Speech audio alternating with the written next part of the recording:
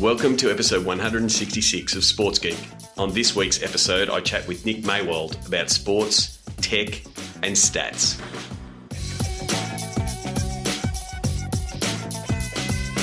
Welcome to Sports Geek, the podcast built for sports digital and sports business professionals. And now, here's your host who is available on Jiffy, Sean Callanan. Thanks, DJ Joel. Yes, my name is Sean Callanan, and you will find me on Giphy.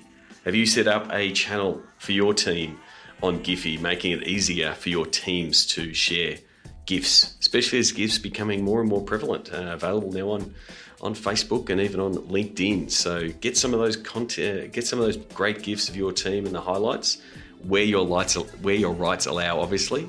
Get them onto Giphy. You are listening to Sports Geek. You're doing that on your favourite podcast platform, and I'm very thankful for those of you who have left a review on iTunes.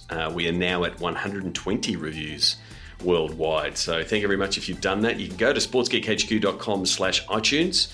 I'm very hopeful that the new iOS updates that are coming through make it a little bit easier. So I do value the fact that you've taken a bit of time, because I know how hard it can be. And have you refreshed your podcast app? You should have new cover art.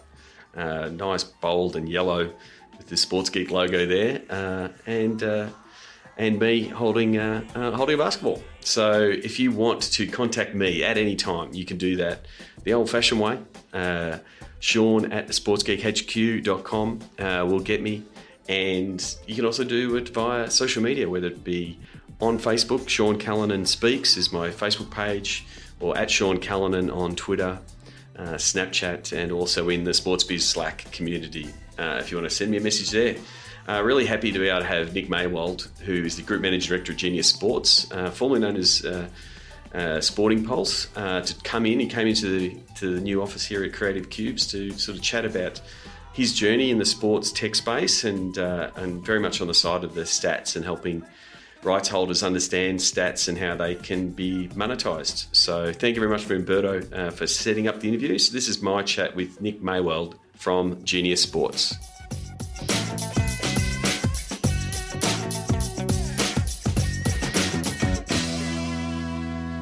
Here I am. We're recording this on a slightly wet Monday morning here at the new Sports Geek offices in Cremorne. If you are in Richmond, please stop by to the new Creative Cubes office.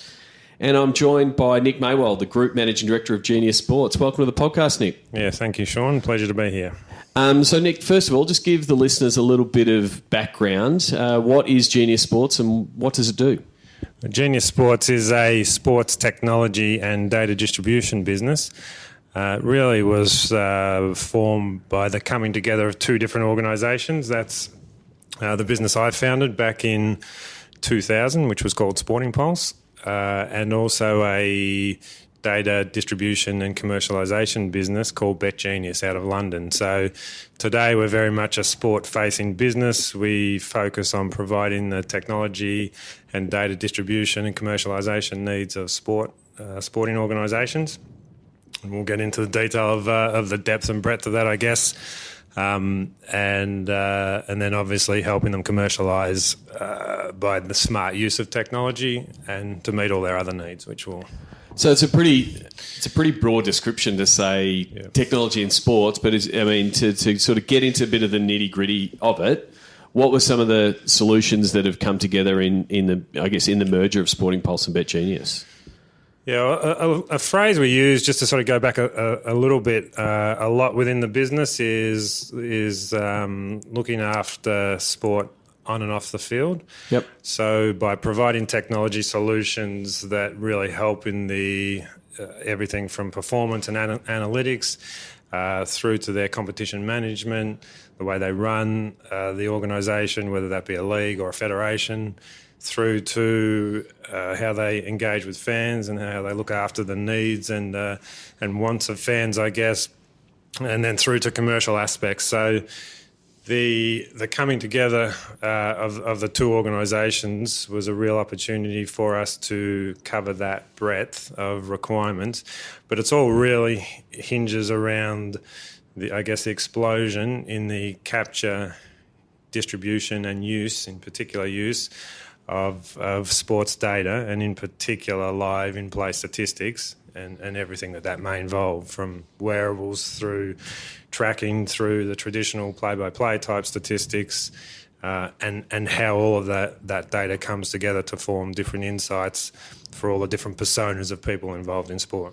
Because we've really moved from, stats have been a long time staple of sports. We've got people who still go to the baseball and mark off their sheets, and it's been a long time staple of other sports like basketball. But now, as digital has risen, more people are wanting to get access to those stats, in that lifetime environment, and that's pretty much what you're looking to do to bridge that gap.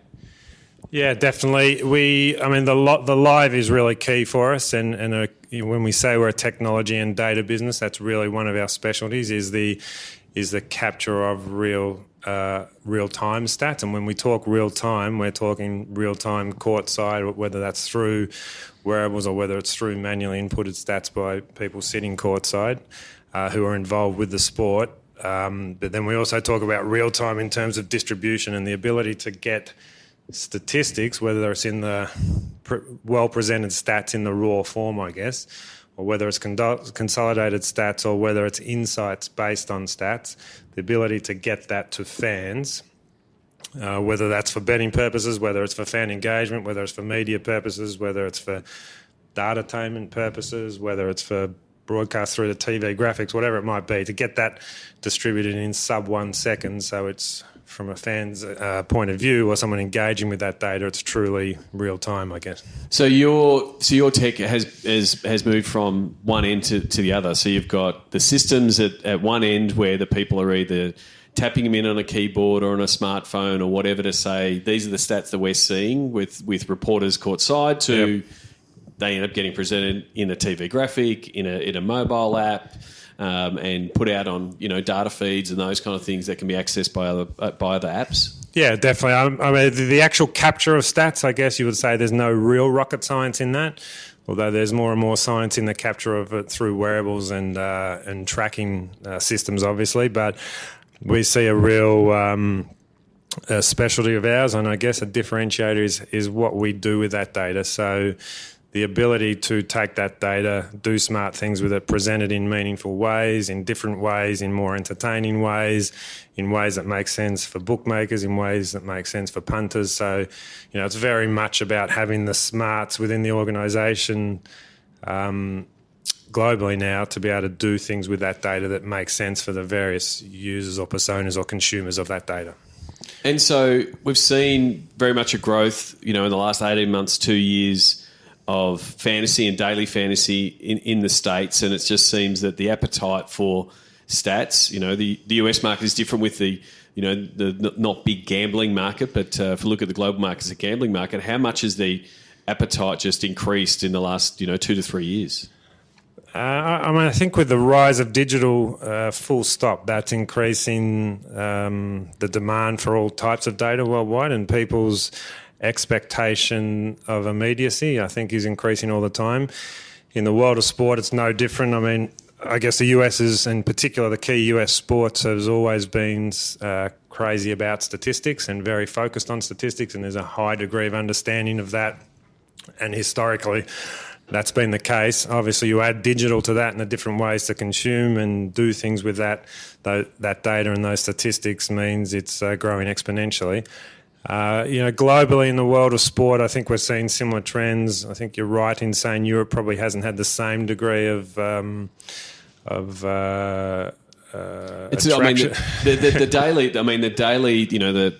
The daily fantasy thing that's really kicked off in the States hasn't. It's done well both here in Australia and a little bit in Europe, but it hasn't taken as big a hold because those markets already are mature gambling markets and people are betting on outcomes, and so hasn't taken as big a hold. But the interest in the stats and the different ways to view the game definitely has grown. Yeah, you mean growing in Europe or other parts of the world, just overall as a byproduct of it? Yeah. There's no doubt it's growing. Even in the betting space, obviously, if the history of online betting or in sport, even pre-online in sports betting, the types of bets have changed all the time, and that's a form of entertainment around sports and the way that sports data is used. And we see a trend, whilst people will still take or place a bet on an outcome of a game with basic odds.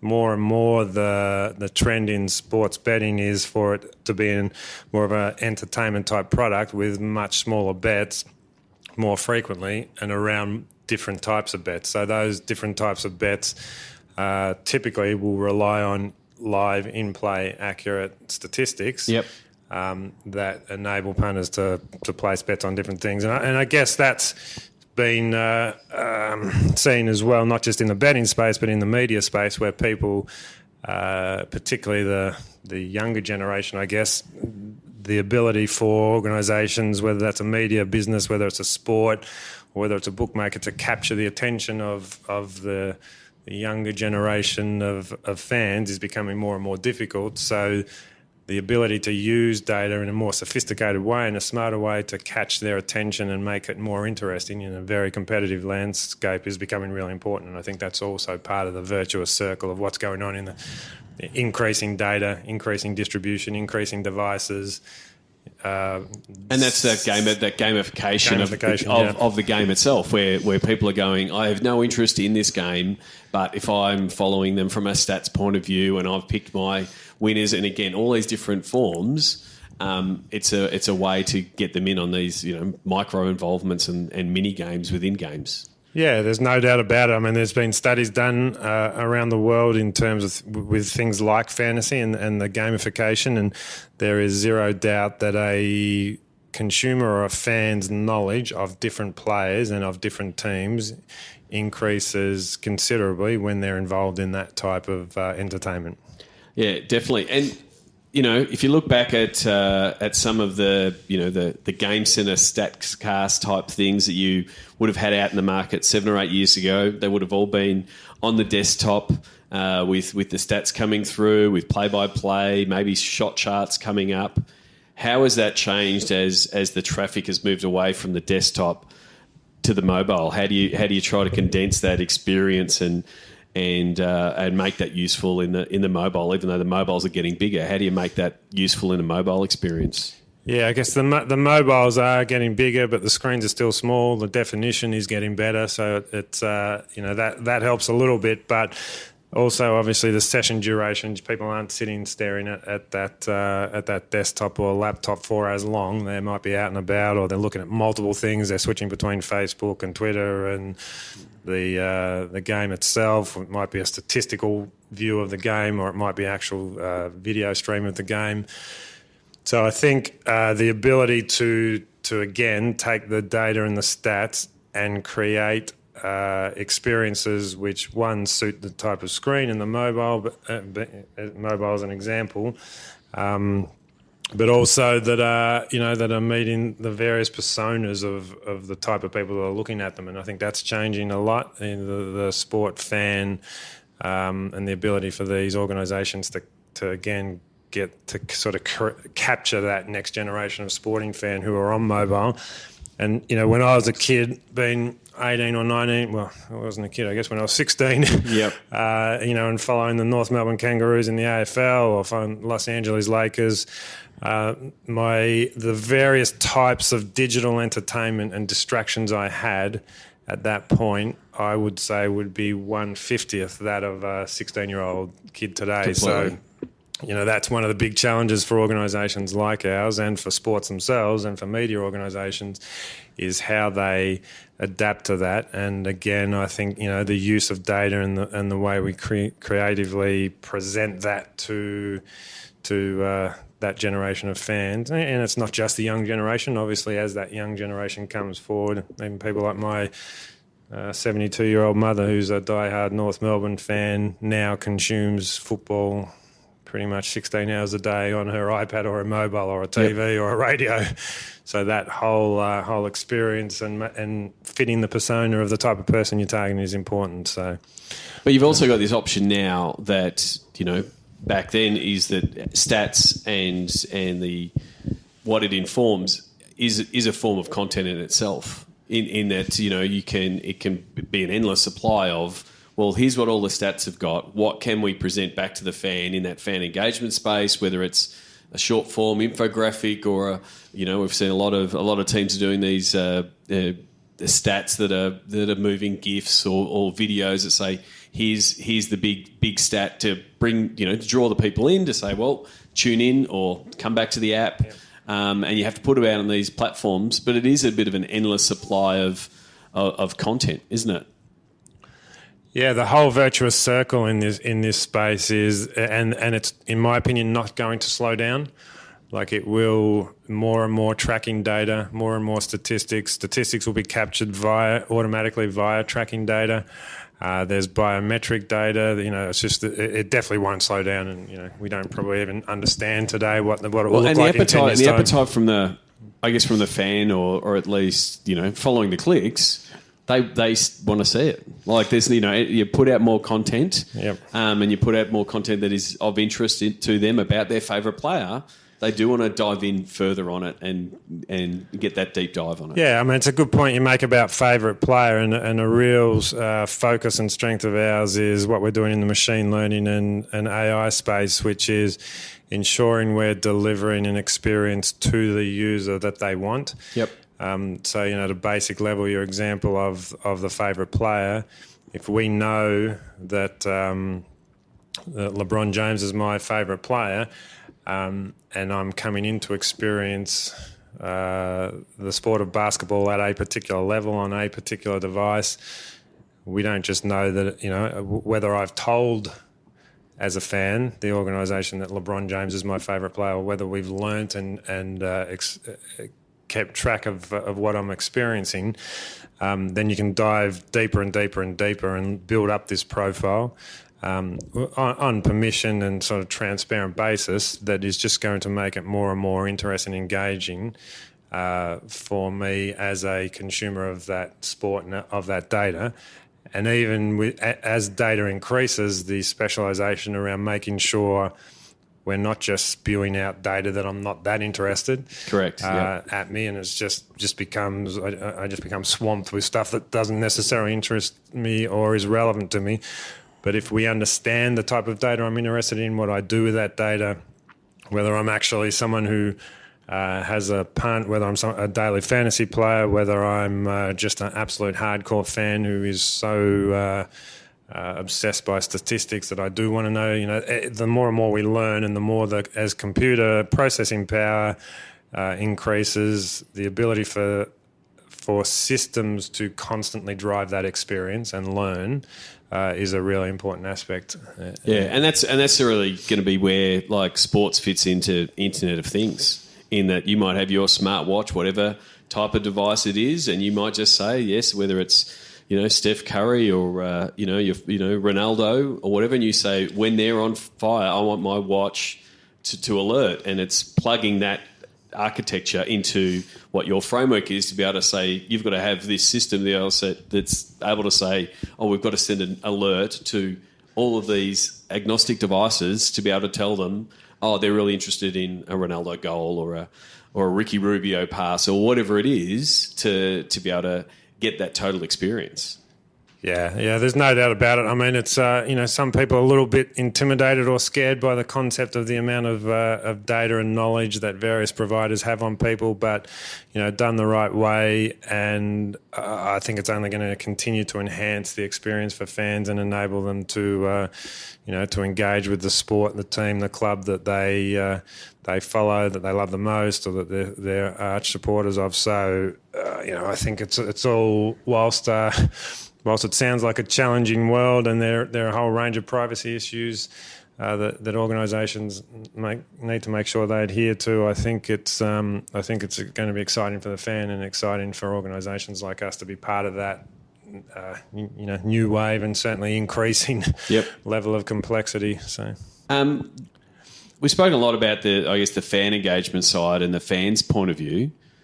But obviously, not just the film Moneyball, but there's so much development on the professional side. And one of the conversations I have a lot with the digital teams when they're talking with the operations side, the coaching side, they go, "Oh, that's great. We'd love to share it." And the coaches to a certain degree, and quite rightly so, they're still protecting a lot of those stats. How much is the development, because you're seeing both sides, producing stats and visualizations and different interpretations of the stats for the coaches of the world?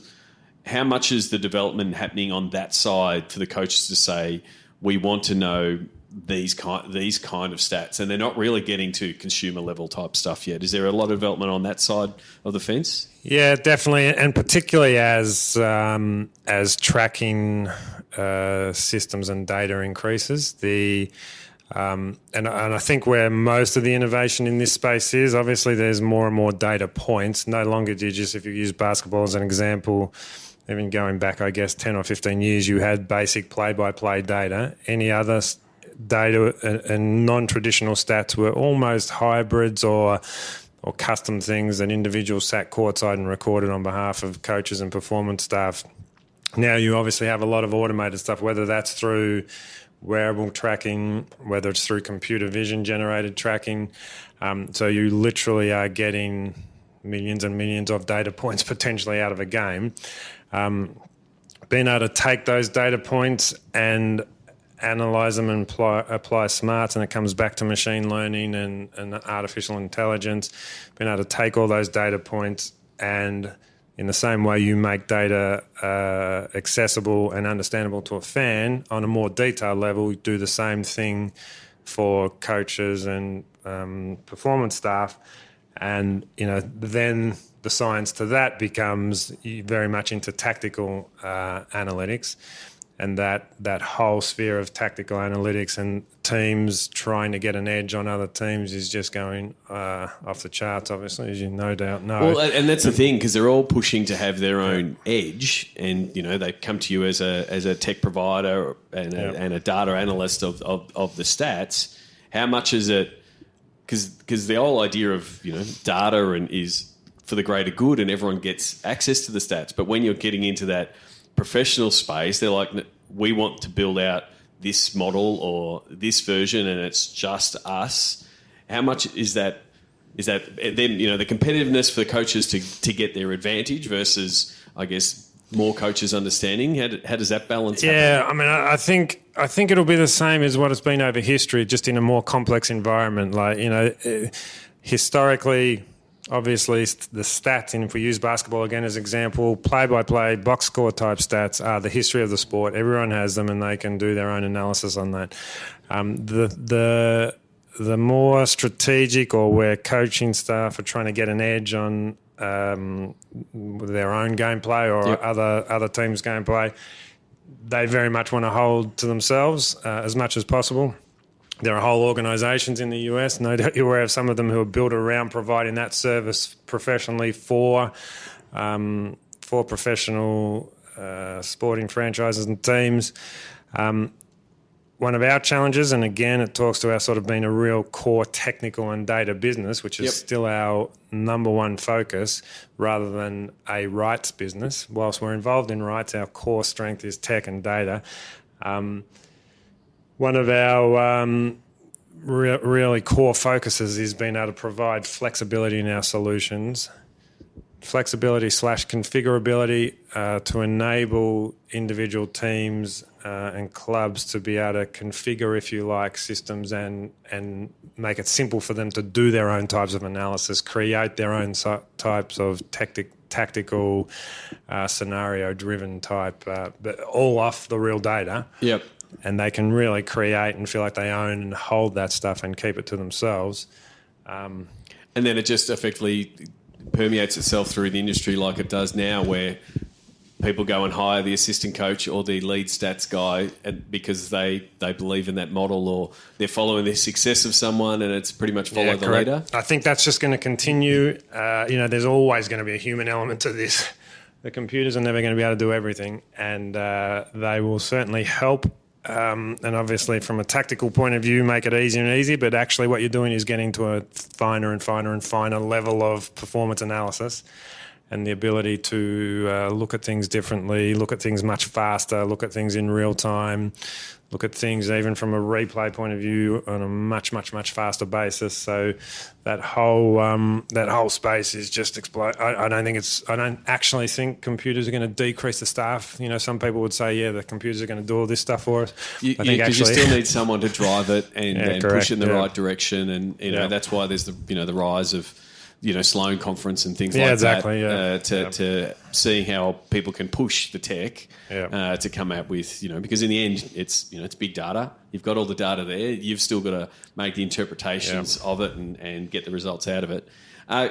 One of the questions I wanted to ask you, especially from a genius, sports and bet genius, and the fact that you're in the gambling space, and integrity is a really big part of your business. Do you want to take us through why that is and some of the things that why it's such a big part of what you're doing? Yeah, it's a good point. I mean, if we come back to our model, and when Mark Locke, the CEO of the group and at the time CEO of Bet Genius, and myself decided to merge the businesses and turn it into a sport-facing business, that was all around us doing the right thing by sport and going down a path whereby absolute core to our business model is sport partnerships. One of the key things for sports and key challenges for sport, most sporting organisations want to take advantage of the commercial upside that comes from betting. That's a reality. Yep. But they want to do it in a way where they retain control, where integrity is really at the forefront. So fortunately for us, being a technical and data business, we're in a very, very good position to have a division of the business which constantly monitors betting activity worldwide, and then monitors that alongside what we know the various patterns or odds, if you like, in a particular match or game should be. So we don't claim to be the police in that situation. We're very much working in partnership with the sport to identify potential discrepancies or potential issues with them. And what that enables the sport to do, obviously, is not only involve the various authorities that may be required if there are issues, and we all know in the world of sport there are definitely issues that occasionally come to the media's attention.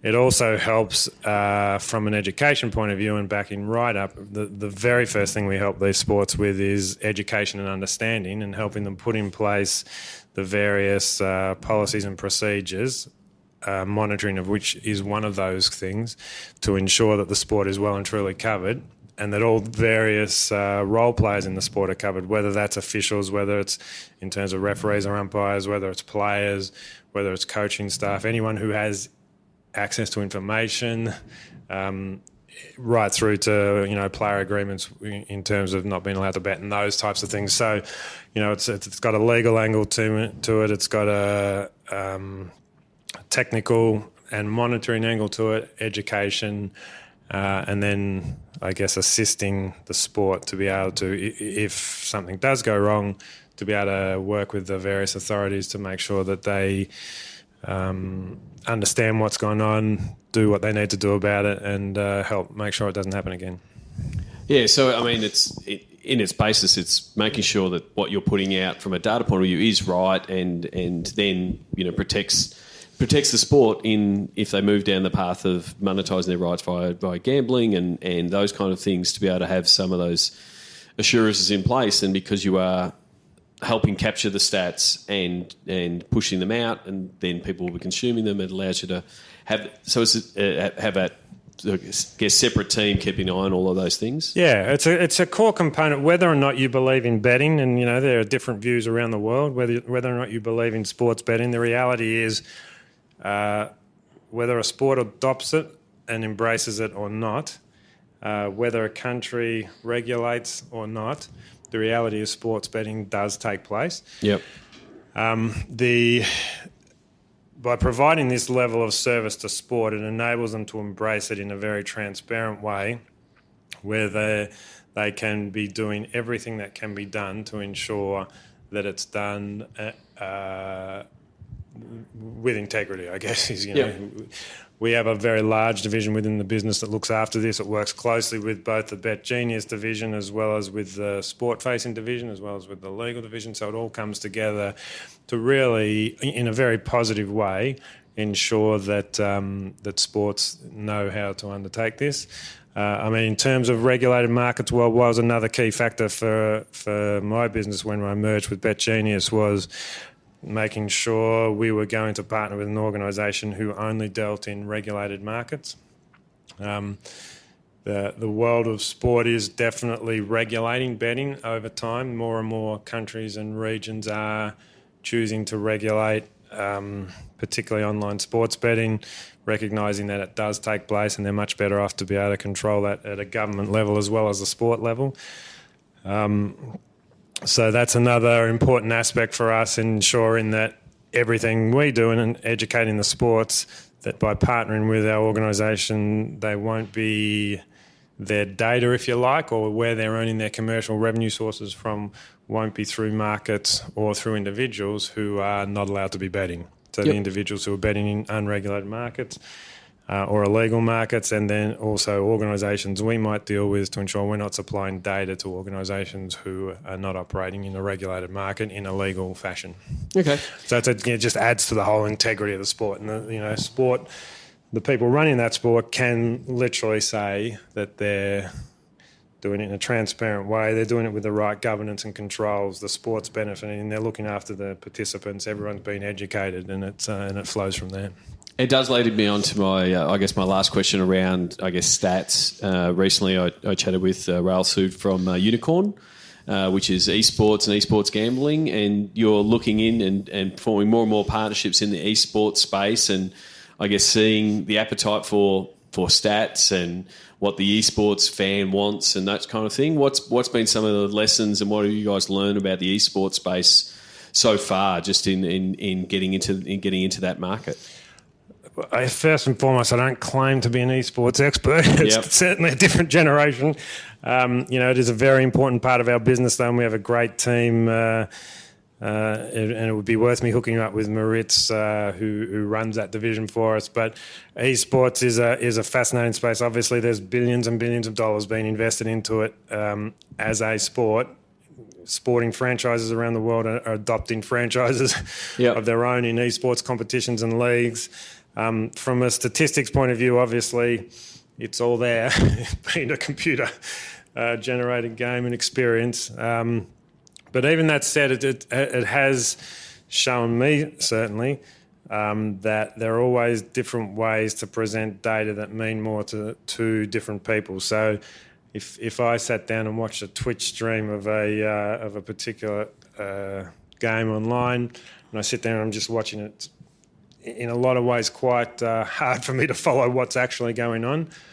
We've done a lot of work with various score centres and for both media and for betting organisations that actually bring some of the summary stats out that are more meaningful to various types of users, whether I'm a hardcore gamer or whether I'm just an interested But the stats are a bit of a common language for the sports fans. So, when you've got pro sports teams, like the Adelaide Crows buying esports teams and, professional teams in Europe and in the States buying them, as they're potentially introducing new fans to esports, there's a big, strong fan base already there. But stats is a bit of a common language to go, well, I know what a triple-double is in basketball, or I know that I track points and rebounds or whatever it is in the sports that I follow. So if I can see that, this gamer is having these kind of stats and here's the fantasy point score and that kind of thing, it can help. It is that education process that sort of can help fans sort of come across from one to the other. Yeah, no, absolutely. Different types of stats, actually. One comes to mind, which is commonly used, which I probably don't want to use in terms of number of particular actions in a game. But yeah, stats there's no doubt about stats being a common language. That's why there's different markets where esports has taken off quicker, where the consumption of esports by fans, if you like, has accelerated faster than other markets. The US is one, obviously. Asia is another, and I think that engagement with digital environment, the engagement with data and how data is represented and how stats is consumed and represented probably almost goes hand in hand with that. So it's it's definitely an emerging space and one that we're heavily invested into. We've got lots of good partnerships in the space, and it's exciting. I still don't claim to have my head fully around it. I'll put my hand up there. As much as I'm trying to learn as much around the esports space myself, but yeah, it's definitely a developing area, and I think I guess the stat story is one that's going to help them. Yeah. In just finishing up, just takes a bit through some of the profile of some of the people work behind the scenes at Genius. So if you got, I'm assuming you've got your data geeks that dive in on the data. You've got your techies that are diving in and making sure, because you've got a lot of pipes that have to be connected and working. What are the kind of people behind the scenes at Genius? It's a very good question that I've never been asked before. So it is interesting to think about. If I talk about Genius Sports being across sport and betting, a couple of key guys who started with both organisations in the early days in Bet Genius, one of the geniuses, I guess you would say, behind Bet Genius. So a very, very, very smart, big brain mathematician, loved sport, very much understood gambling and odds, was able to apply all those smarts to creating algorithms that really led the market and enabled bookmakers to offer better services to their customers, and really led the way in terms of what we were able to do with automated trading and outsourced trading for bookmakers. In the sports side of the business, which is where I've come from, obviously, similarly, absolute technical propeller heads, some of whom didn't even necessarily have a massive interest in sport, but probably today, now after 15 or 20 years doing it, know more about sports stats than most people globally. So there's those real, being a technical business, most of our resources, from a percentage point of view, are tech. So whether that's development, whether that's guys, data guys, I guess if you like, infrastructure guys. Then if you go right to the other side of it, sport is very much a relationship-based industry.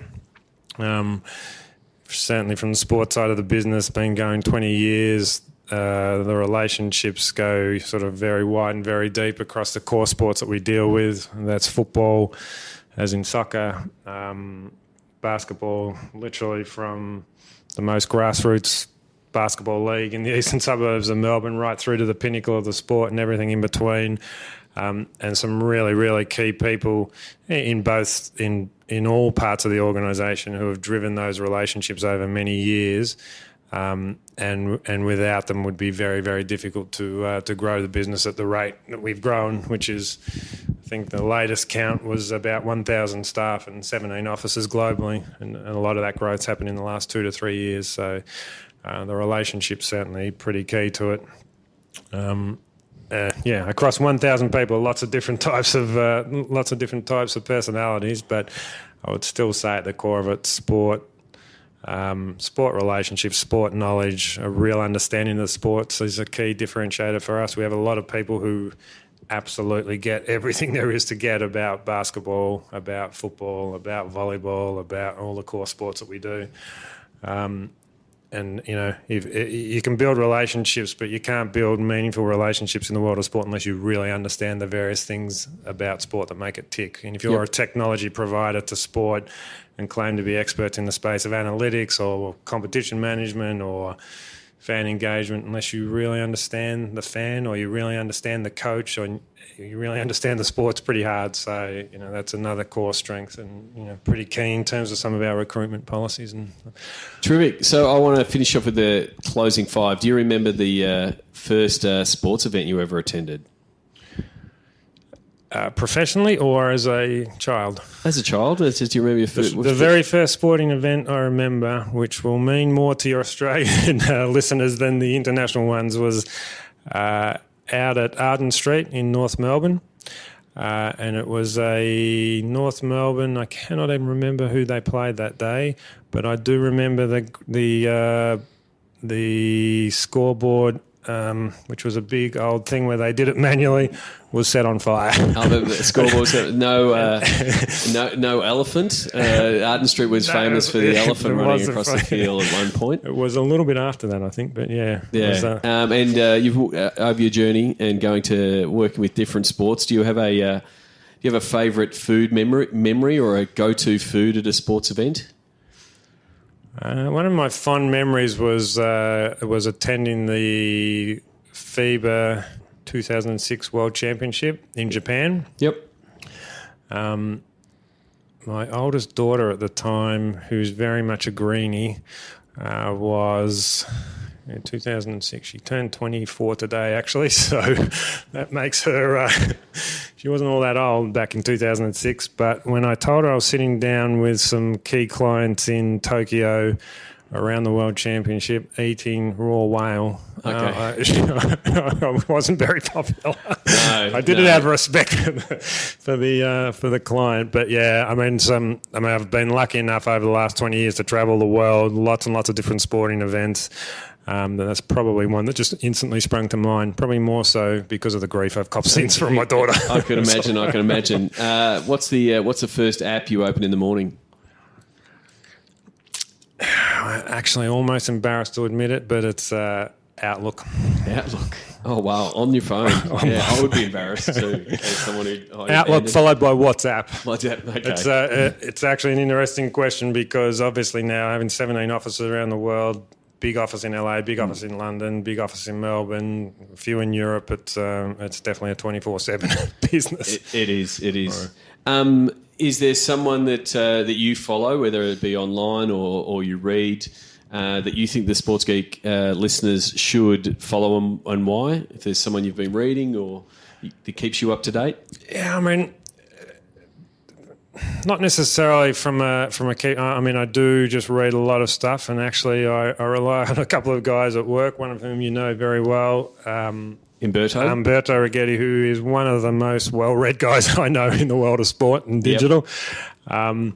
And he certainly sends me very, very good summaries of stuff I need to stay across. But I think at a sport exec level, I pay an enormous amount of attention to what Adam Silver, Commissioner of the NBA, says. I think he's a very, very intelligent person, very in tune with the world of sport, very in tune with various regulation and very, very savvy commercially.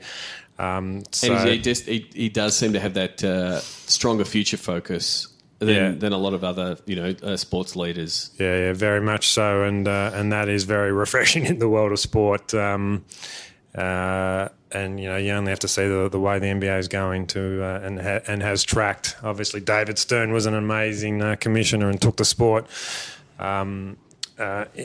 to amazing new heights, and it's good to see Adams continuing that, and very much with the future of the sport and well-being of the sport. And it's also fantastic to see how they're engaging now with the International Federation FIBA as well, and I think that's a very visionary thing where, if you're the NBA, it would be very easy to not do that, obviously, because you are the biggest and most successful league in the world. But for me personally, having been involved in basketball for 20 years, it's super exciting to see the way those organisations are working together now.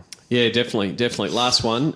If you had to choose a social media platform as your MVP, what one would be the MVP? Look, I may just have to go on performance, and again, maybe I'd be embarrassed to admit this, but I'd probably say Facebook.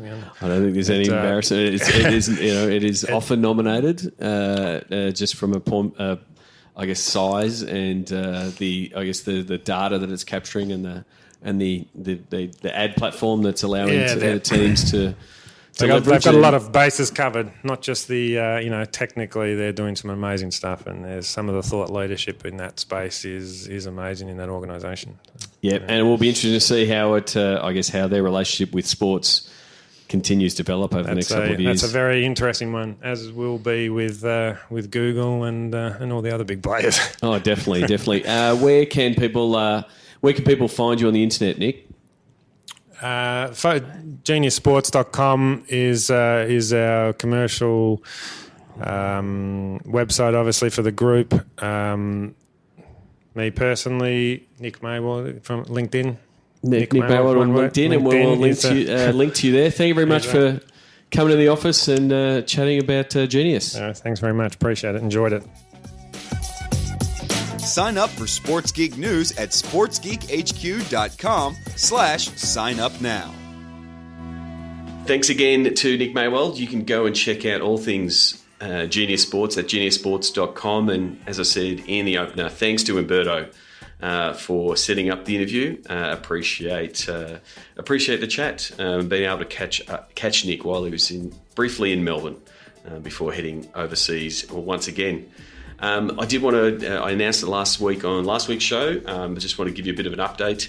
The Facebook Audiences Guide, and it's pretty much the steps that I take clients through to understand their data and how to use Facebook to better leverage their data and better understand their fans. Had a really terrific response. You can download that at sportsgeekhq.com/FBdata or data, depending on which part of the world you are in. It'll be linked up in the show notes. It takes you through how to build out web audiences to understand why the pixel is important and understand what your audience is doing from a website visitor point of view. Then also leveraging the data that you may have captured, whether they be tickets, ticket buyers, season ticket buyers, prospects. What do they look like? What do their demographics look like on Facebook?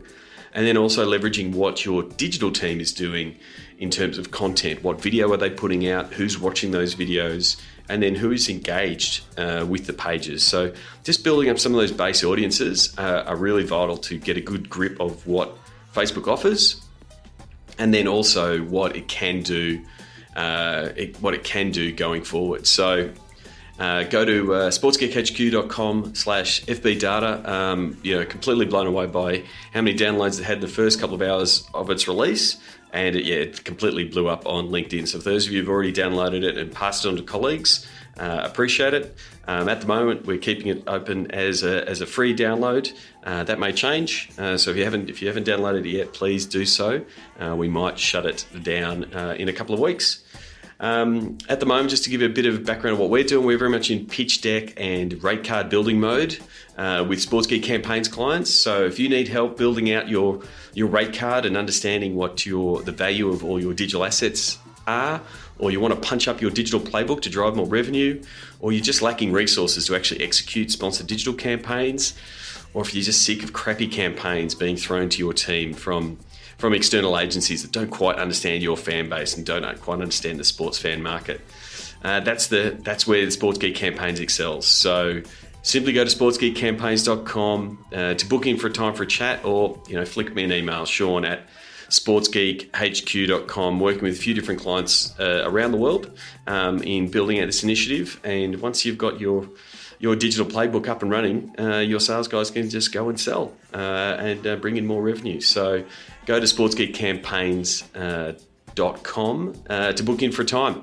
I will wrap up this podcast as I said in the interview. I interviewed Nick prior to the AFL and NRL Grand Finals, and they were run and won last week. So congratulations to Richmond in the AFL and the Melbourne Storm in the NRL, and obviously commiserations to the Adelaide Crows in the AFL and the North Queensland Cowboys in the NRL.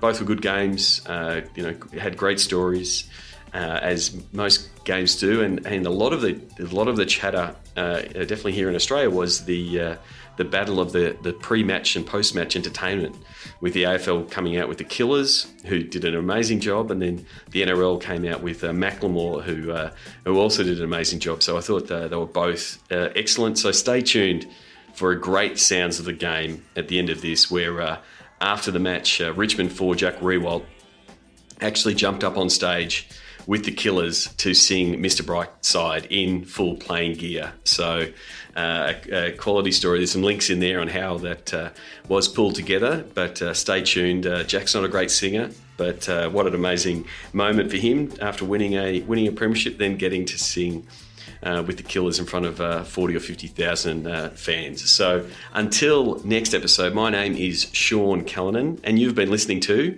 Sports Geek. Join over 1,000 sports business executives in Sports Biz Slack. Go to sportsgeekhq.com/Slack. Please leave a review on iTunes. Go to sportsgeekhq.com/iTunes. Find out how to drive between $8,000 and $30,000 in profit for each digital campaign you sell sponsors. Check out sportsgeekcampaigns.com. Just like Jimmy Butler, you can call Sean anytime at 614-407-0407-200.